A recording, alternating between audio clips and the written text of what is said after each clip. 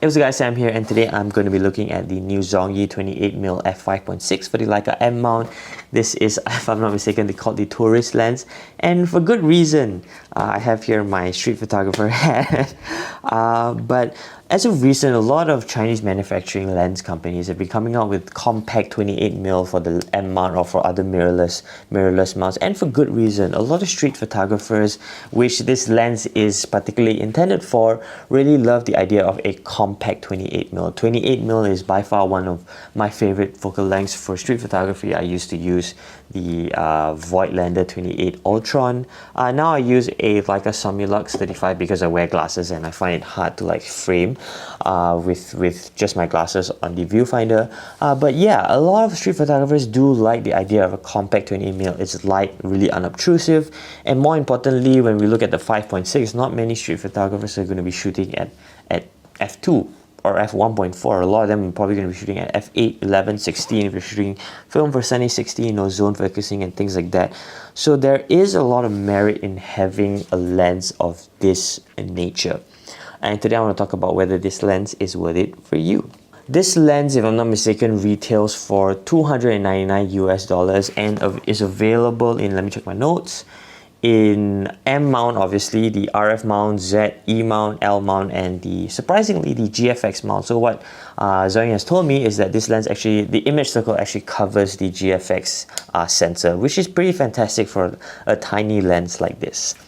So I want to talk about the image quality first, and this is very important to me when I'm choosing a lens, and it comes down either to extreme quality or characteristics. Unfortunately, this lens doesn't really have any of those. It's kind of like sits in the middle, and I think it's very important to understand also this lens is fairly affordable, so it's not something that you can expect like crazy quality, crazy characteristics, like let's say a still rim 35 lux, or let's say the extreme quality of a Canon RF 28-70 or 51.2. So it's very important to grasp where we are coming at this lens.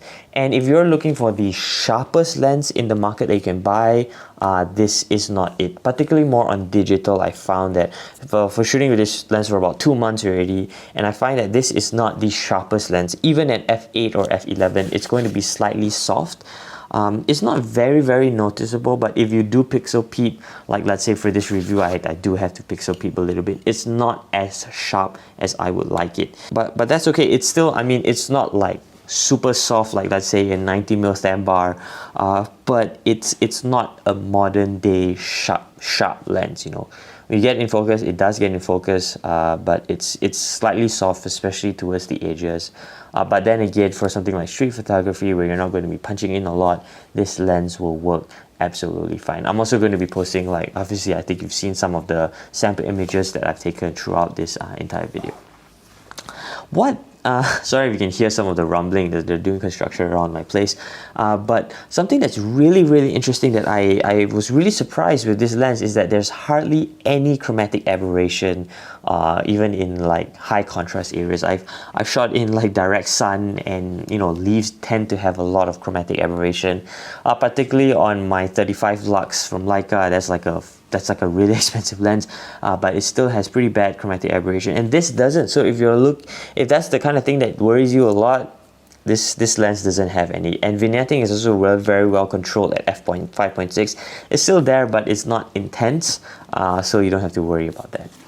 So finally, just to wrap up the image quality, it's not necessarily a unique lens in any way other than the fact that it's a 28mm compact. It doesn't produce any specifically stellar images, but it is a lens that works. So if you're looking like, let's say, just street photography on a budget, or if you're looking for a compact travel lens, you don't want to shell out like Leica prices, this lens is actually, you're going to be actually really happy with it. In terms of focusing, I did have an issue where this is slightly front focus. Unfortunately, I can't actually adjust anything, or okay, I don't know how to adjust anything, but this has slightly front focus, so I did rely mostly on zone focusing or on the back.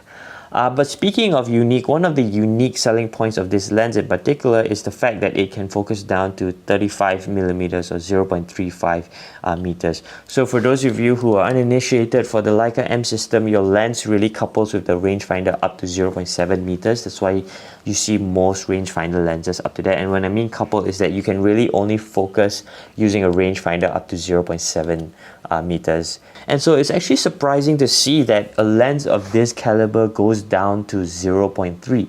Now granted, for me, I didn't really find any use case that I would need to focus down that close.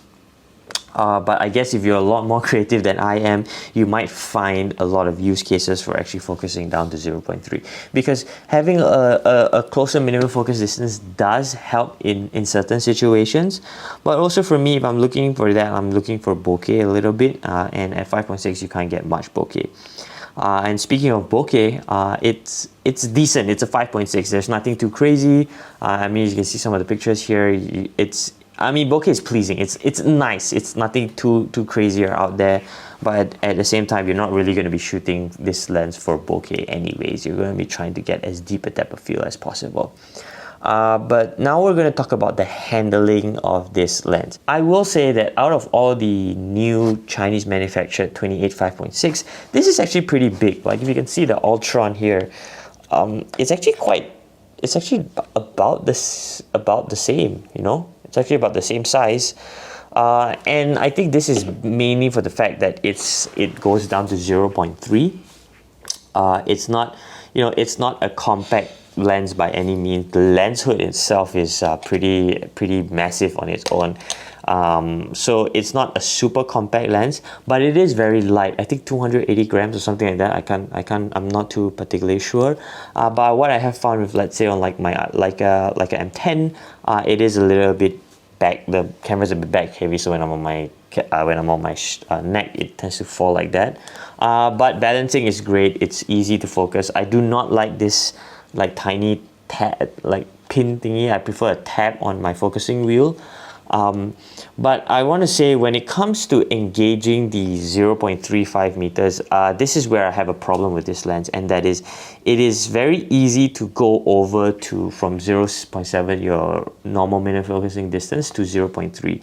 There is a bit of resistance. You can feel a bit of a tension, but it's not strong enough, because so what I found is like if I'm trying to focus quickly, I tend to overshoot my 0.7 and go to 0.3. I would have liked to see how they implemented it with the new Leica Lux, which is a lot tighter when you're switching from 0.7 to like the 0.3. This one is just a slight resistance only, and it's like you can feel it, but it's not enough to like stop you if you're shooting fast. So that's what I didn't really like. Overall construction is, if I'm not mistaken, aluminum. The back is also aluminum. I mean, to be expected, nothing too crazy, but I'm glad to see that there is some sort of like metal-ish on the back and not a plastic mount, which some plastic cheap Fantastics actually do that. But happy to say that this is not. The lens hood also is unfortunately a piece of crap, in my opinion. It comes out just like that. I can tighten it as tight as I want, but it will still come out with enough force. And I've had some situations where I've knocked it out of place because I'm quite not really careful with my gear. But the lens hood, I would have liked to see a screw-on lens hood, but then again, for the price, it's not really a big deal. Focusing ring is nice and smooth, very clicky, and there's not much anyways from 5.6 to 22. The focusing wheel, again, smooth, nice, so it's pretty decent. Overall build quality for this lens, it is a reflection of the price, so don't expect too much. So finally, I want to talk about who is this lens for. I think it's very important to understand what this lens is good at and what this lens is not good at. Now, if you're looking to shoot in like low light, yeah, you might want to consider another lens. Yes, I've shot this at 6400 at night. The Leica M10 does have pretty nice low light capabilities, but just at 5.6, you're limiting yourself a lot. So if you shoot a lot with natural light, especially in dim conditions like indoors, this lens is not for you. And also I know the trend of street photography now has changed to like long focal lengths at f1.4 blah blah blah blah, which to me it doesn't really look that great for street photography. But if that is your kind of style, you like the whole sniping aspect, you love bokeh, this lens is also not for you.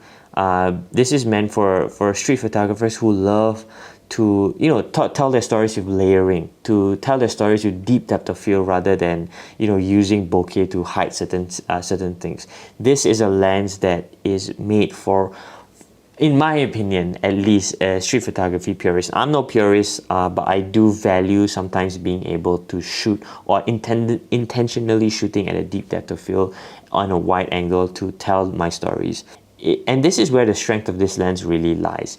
You have to understand what you shoot and the kind of street photography that you shoot. This is not a multi-purpose lens. This is a very specific tool, very specific lens for a very specific style of shooting. And if you fit that narrative of a street photographer shooting with an M body, you mostly shoot f11, you zone focus, you know, you love the 28mm, you want something light, this is the lens for you. Even, I know the name says tourist, but I don't think that as a tourist, this lens is the right lens. It's a little bit too specific in its use case and built for a general purpose.